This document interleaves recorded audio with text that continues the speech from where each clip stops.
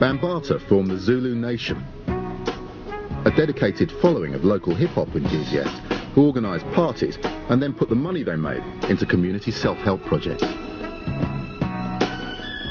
You gotta understand, you really have to understand that the Zulu Nation had originally been the Black Spades. They were the biggest, most feared gang in the Bronx. I mean, they'd wear these denim jackets with the cut-off sleeves and fur around the collars and Black Spades written across the back. And this was before gangs had a lot of guns, so it was all about getting beat down with these and with sticks and with knives. I mean, it was brutal.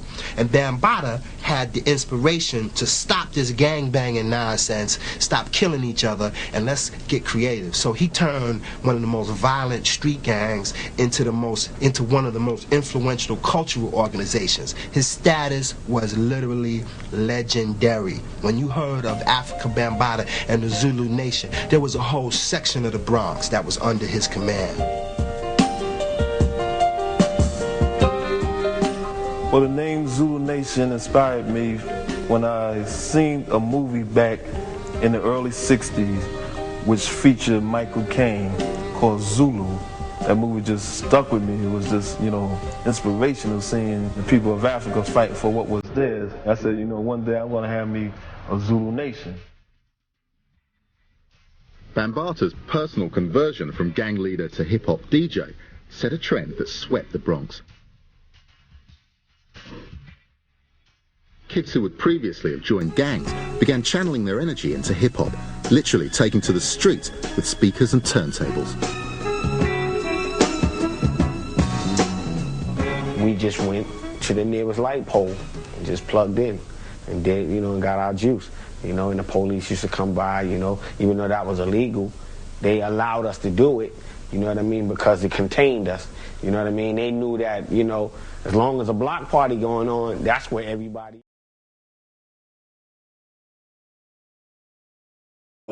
Groups of guys from the Black Spades. Mm-hmm. They were running up behind him while he was packing up his equipment, and they were smacking his ass and palming it as though he were a woman. And his response was very womanly. Stop, stop, like, you know, like a woman. And so at that point, I then knew that he was a homosexual at best. But I mean, it was never my place to, you know, expose that publicly because, you know, homosexuality is not a crime. Last I checked, you know, it's just a matter of preference. I'm a straight dude, you know, he's a homo. And so we obviously don't have that, you know, heterosexuality in common. Right. Or homosexuality in common. But I respected him because of his contribution to the culture, and he never came at me like that. I do know a few people who he did approach in that manner, and unsuccessfully, and they shared that with me. They did not publicly out him, but others that he did that to, from, you know, as we see now, have. And did I know about them during the time when they were going through that abuse? No, absolutely not. Did I know about that, you know, he was imposing these sexual improprieties on young boys during that time? Well, because I was a young boy at that time, it didn't dawn on me at that time that he wasn't a pedophile at that time, because he was around the same age as us, maybe a couple of years older. You know what I mean? So at that time in the 70s, it would not have been considered as pedophilia. It was just homosexuality. But moving forward, you know, today, I guess if he's, you know, engaging in, you know, sexual activity with, you know, young men who are, well, in New York, the consenting sexual age is 17. So So if he's engaging in any sexual activities with any persons, male or female, under the age of 17, then that is considered pedophilia.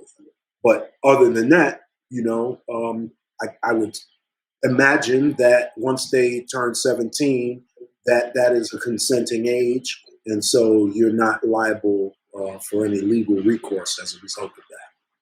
Yeah, well said. Now, there's a lot of rumors going on, and we appreciate anybody's perspective that has been around during that time and kind of has a perspective on that. One person that took backlash was the legendary KRS-One, who seemingly, and I'm paraphrasing, I don't want to say defended it, but almost kind of made, I don't know how I want to word it, but he pretty much just said, let's look past that and just look at the man for what he's done in hip hop. What do you think about that? Well, I think that that's really, really insensitive to the people who were victimized. I think that doesn't really instill the confidence in victims, whether they were victimized by Afrika Bambaataa or whomever. Anyone that was privy to the message that KRS-One conveyed to the public at large as a result of Bambaataa's actions, to me, that implies that you have no sympathy, no empathy for these people who sustained this life-altering and heinous act. I don't think that was cool, and I don't know, the justification. I don't know the reasoning behind it. I have my own personal thoughts as to the reasoning, but it's not something that I care to share publicly because I don't want anyone to accuse me of being a hater or being homophobic or any of that. But I do have a moral compass, and I do have a conscience, and so when I see people sustaining such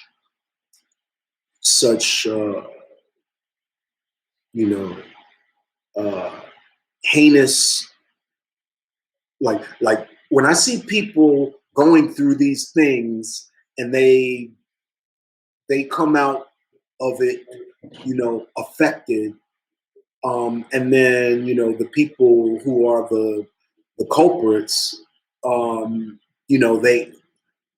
they act as though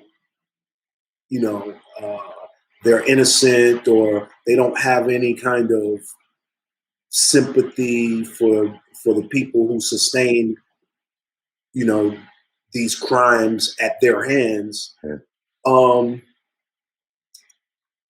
To me, it says something about the culprit, Bambaataa, and it says something about KRS-One.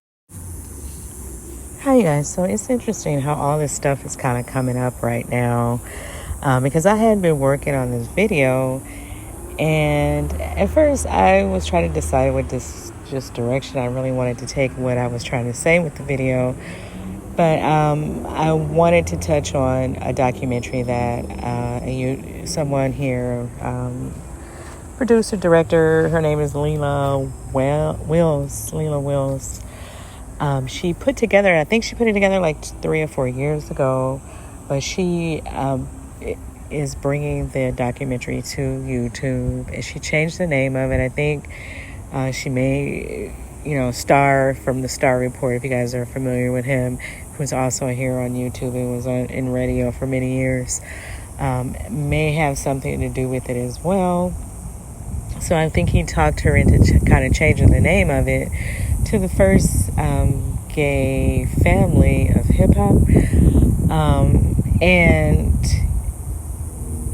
it's about Afrika Bambaataa, and of course, the accusations that came out about him. Of course, he hasn't been charged with anything, so all of it is allegedly. But I do believe the guys. That's just my opinion, my take on it. But for whatever reason, he hasn't been charged with anything.